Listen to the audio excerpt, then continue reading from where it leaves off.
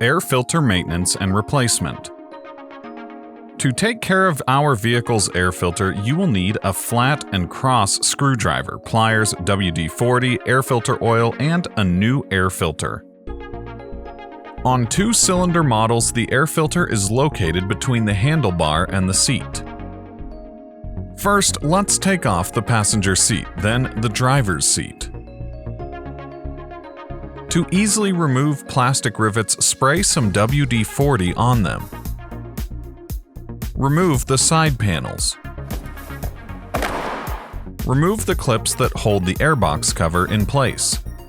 And now we reach our vehicle's air filter. Loosen the clamp and remove the filter.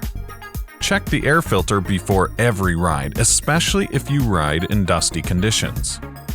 Filters like this one are okay to use, but it is recommended to change it.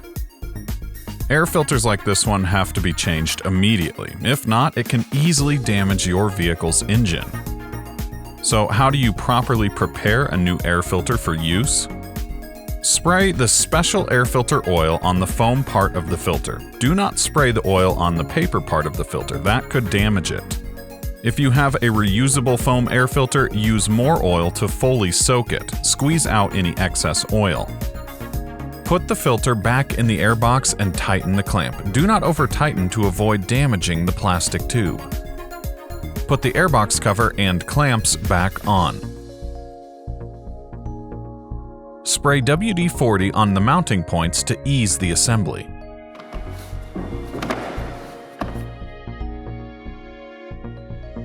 Mount the seat back on and you are ready to go. Ride safe and see you soon.